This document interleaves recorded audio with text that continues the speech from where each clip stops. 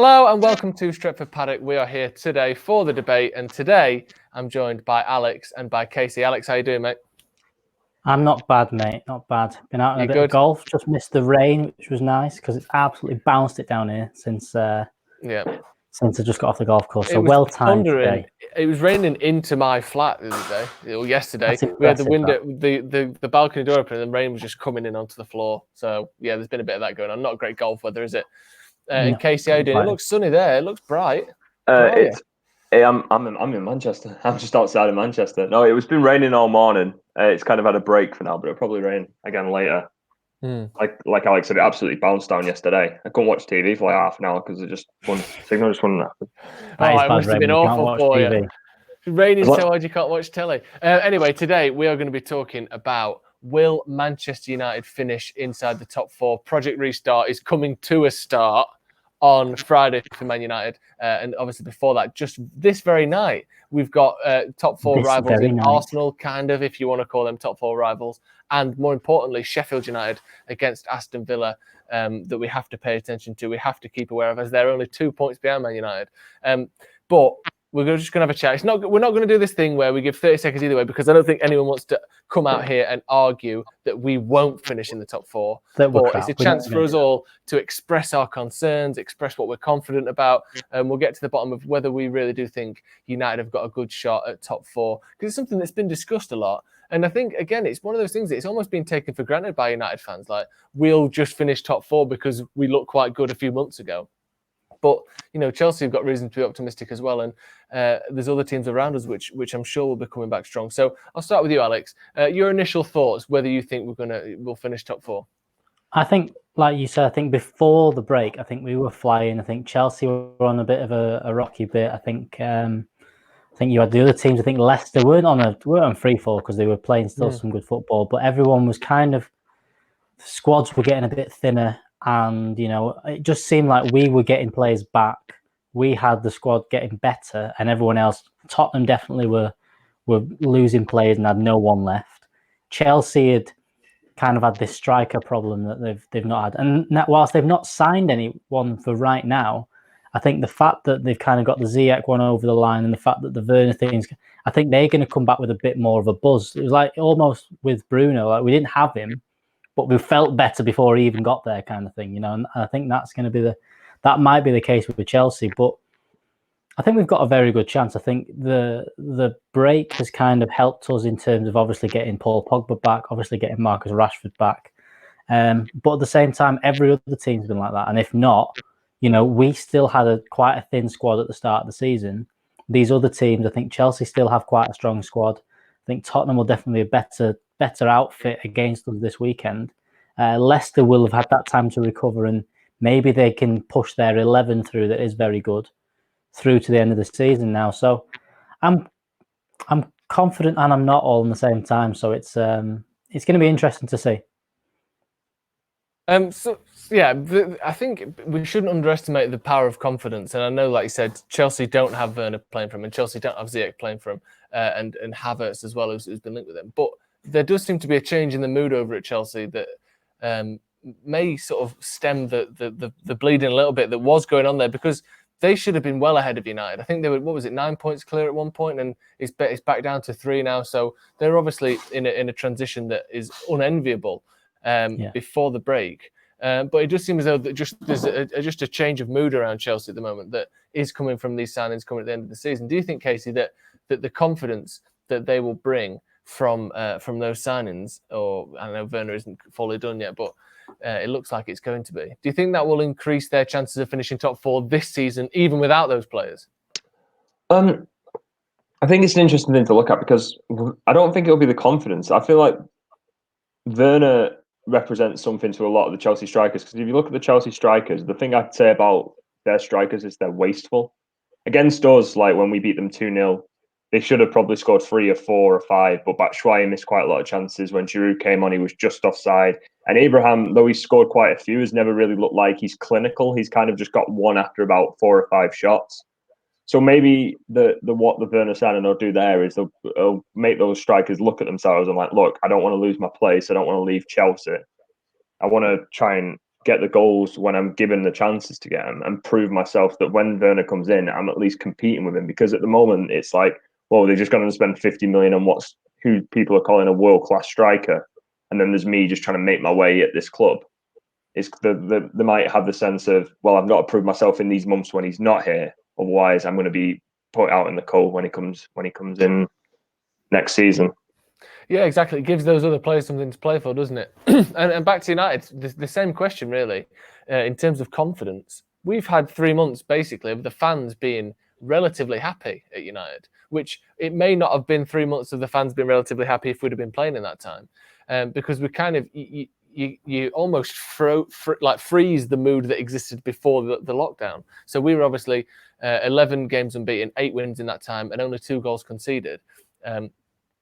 I think, certainly 11 games unbeaten.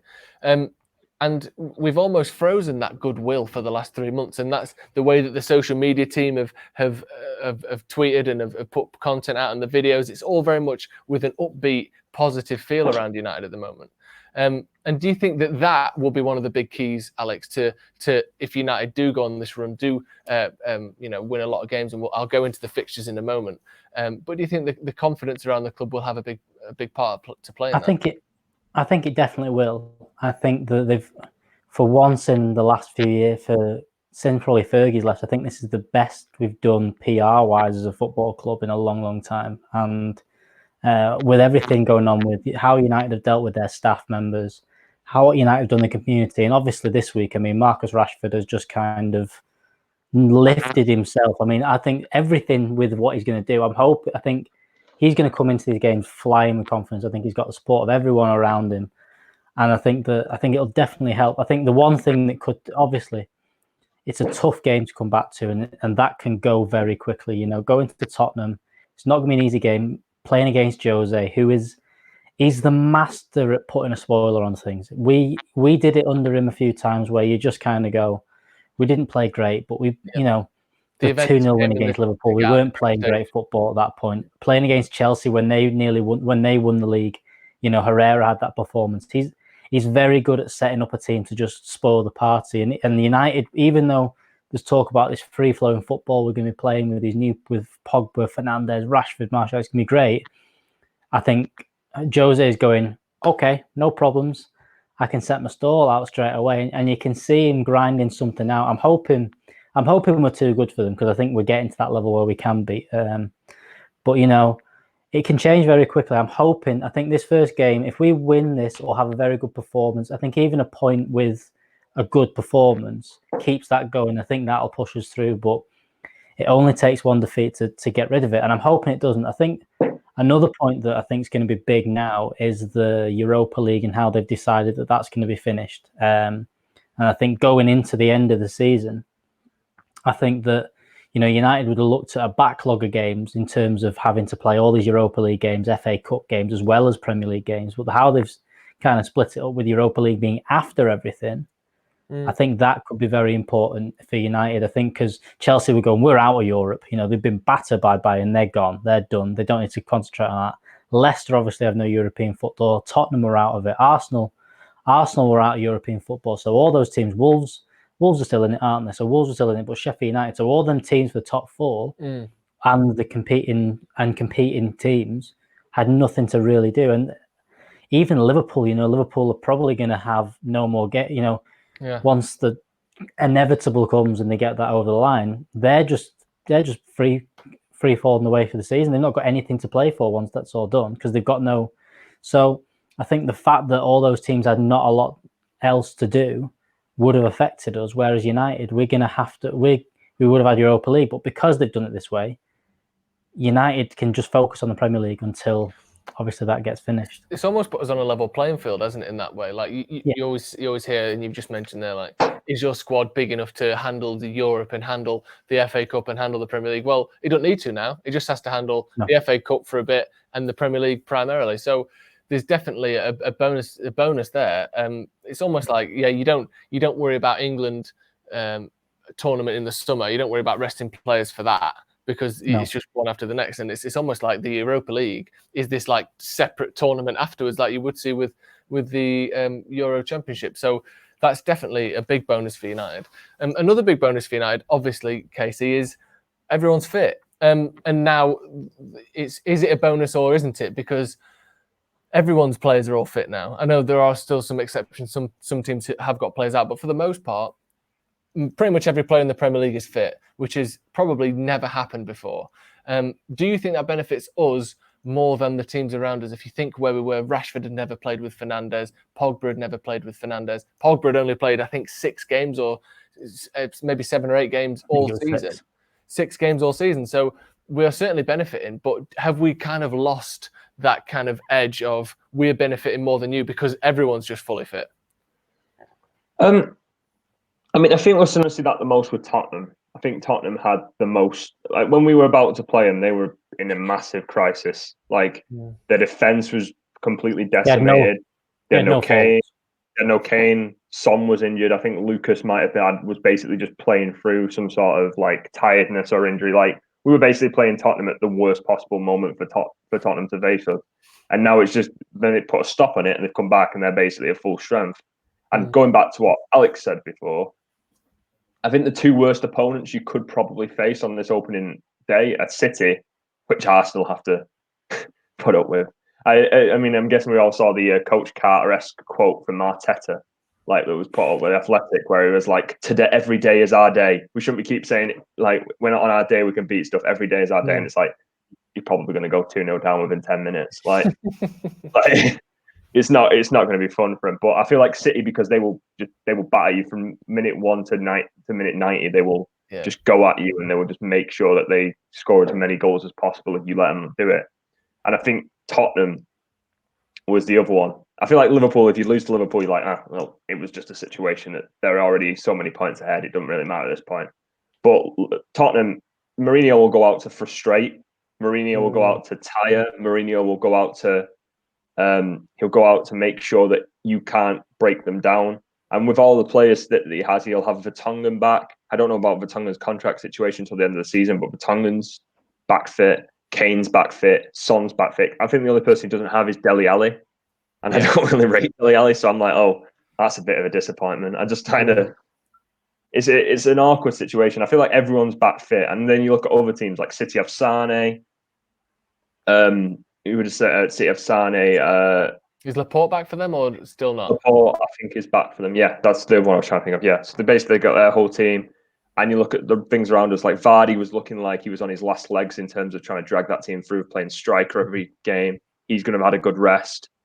It's an awkward situation because it's basically restarting the season, give or take, with a couple of point differences.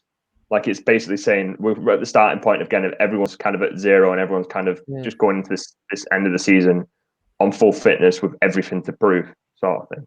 So it's going to be a bit of a hard trial. It's actually quite terrifying, isn't it, when you put it like that? I thought United, it's amazing. Look, we've got Fernandes, we've got Pogba. I know we had Fernandes anyway, but we see him linking up with these players and Rashford especially. But yeah, Tottenham have actually got probably more of their best players back than we have. And it's not just the fact that we're basically saying we're going to start a new system, bringing Pogba in with these players, and Pogba and Rashford is trying to make a new system around them to play in. Tottenham have basically got their full system back. They've got what they wanted to play and how they've been playing for months back to full strength. So it's going to be a completely different example from what United have, because United are going to have to play a completely new way to accommodate the players that they have. And Mourinho as well. I know all managers have got a lot to prove, but he's never had more to prove in his career than he does right now, Jose Mourinho. He looks as though he's taken that step down in terms of the clubs that he managing. He came into United, who, of course, one of the biggest clubs in the world, but going through a difficult time. And then he's dropped another level below where we are at what has been our worst in a long time. He's dropped down to Tottenham, who, they haven't won a trophy in 15 years or 12 years. And they don't spend money. And they don't spend money.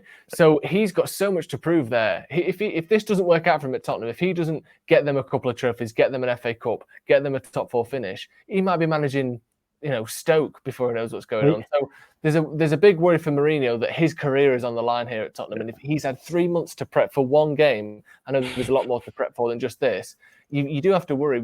As you mentioned, Alex, we've seen it so many times in his career where you just go, oh, he's done it again. And you can usually tell from the first 10 minutes where you try and get down the right-hand side a couple of times and they're flying through and you go, okay, we'll try down the left-hand side and they're flying through and Mourinho's getting up and in, everyone's in the ref's face. There's a feel to Mourinho's side when he's galvanised them and he's got them on side.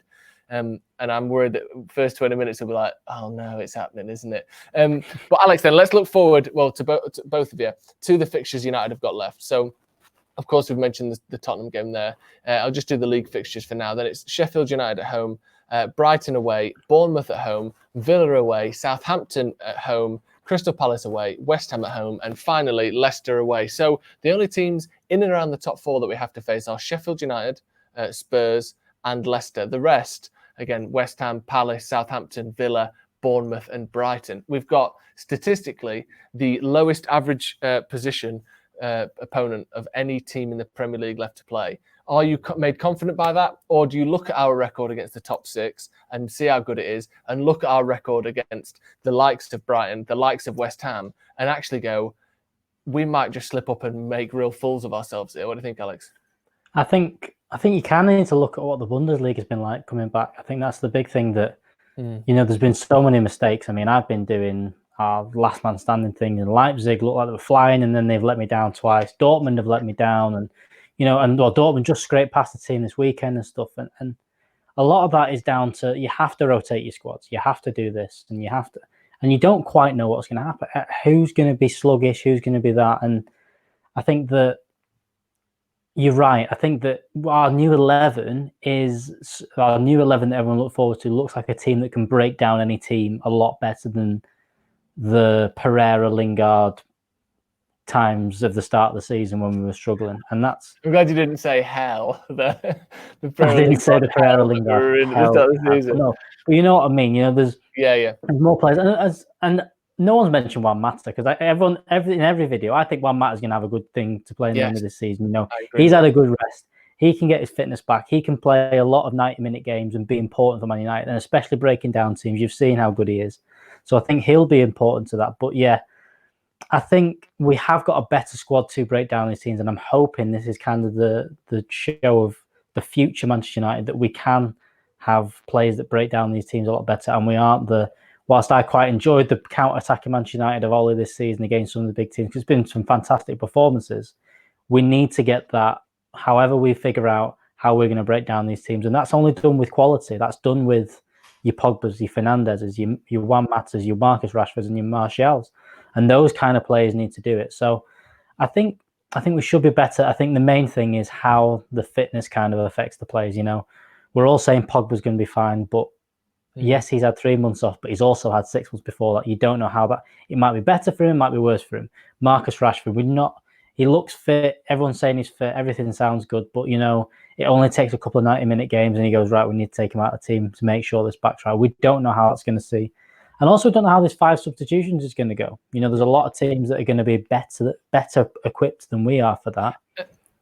We might not be. That might change tactics as well. That might be like, now you basically got half a squad coming on whenever you want it. Will people reserve a couple of top players for these 5 substitutions? Because if your substitutes are Pereira, Lingard, Twanzebe, Chong, and Gomez, and I know we'll have better quality than that, but if that's your 5 subs and another team is bringing on, Dele Alli and Ndombele, Heung-min Son, or whatever it may be, you might just get wiped away in the last 30 minutes. There's now a real chance to change the game completely with these subs rather than just topping up for players who are tired. Jose's going to do 3 in the first half one game. I can see that, because he's well up for something daft like that to say. He will look at Ndombele, and Ndombele will not have ran, and he'll be like 20 minutes off. No, 4 minutes. 4 minutes into the game. 4 minutes. We can do it now. Into the car park and start training again. So Come on. It's going to be interesting. But I think I think that's where you could use someone like Juan Mata more. He can play the first 45 minutes now, and you can take him off at halftime, and you don't feel like you've wasted a sub. Whereas before, you've seen Juan Mata come onto games. He doesn't change a game, and that's something that we've seen. But Juan Mata could play 60 minutes and definitely come off. Because you've got 4 subs for if something goes wrong, or if to chase the game, to bring in a Igalo on, to bring on another defender, whatever it is. You can do 60 minutes and bring him off. So It's going to be interesting to see how it goes. No one really knows how it's going to be. It could be dead slow football. It could be really good. Who knows? Just quickly before we leave that subject, Juan Mata in the 2012-2013 season at Chelsea got 19 goals and 35 assists, by the way. Just if anyone's forgotten just how good Juan Mata has been in his career. What a sensational return that was. I know it wasn't even for United, but I just saw it the other day on Twitter and I couldn't believe my eyes. Do you think, Casey, then, he is unbelievable. Do you think, Casey, that our sort of relatively comfortable running at the end of the season will be a bonus for us? Or, as we've mentioned there, maybe, they're the sort of teams we have struggled against. I can't remember the last time we won away at West Ham. It seems like we go there and we're 2-0 down after 20 minutes all the time. So are you slightly concerned by the relative or supposed ease of our remaining fixtures in the Premier League? You named all those fixtures and I winced. I honestly did. Like, I just, in my head, I was just like, stumbling block. It was like, Southampton, stumbling block. Yeah, exactly, It's like, well, we have 2 of the top 4 teams, but then I'm like, those teams are the ones where I'm like, we've played well, but then 2 of the top 6, sorry. 2 of the teams going for the top 4, that's what I meant to say. But then I just was like, well, we've just had West Ham, Brighton, was it Bournemouth and Aston Villa. And between them at the bottom of the table, there is 4 points. And they're all going to be fighting for that. They're all going to not want to go down. And I hate playing teams when it's in that scenario. I hate when I've just thought of something really scary there. You know, when you've gone through that, because we dropped points to Sheffield United, Brighton, Bournemouth, Villa, Southampton, Palace, West Ham. We have lost or drawn to those teams, those teams. What have you said that for? The only teams we've beaten out of them are Leicester, Brighton, and Tottenham. Oh my God! Well, that just made me feel even worse. Honestly, before this video, I was so excited. I'm thinking, we drew with them, we lost to them, we drew with them, and literally the only teams we've beaten coming in are Tottenham and Leicester, and Brighton. Right, we're going to have to go on that note, you know. No, because we're better. We've got Pogba, Fernandes. We're going to win every game.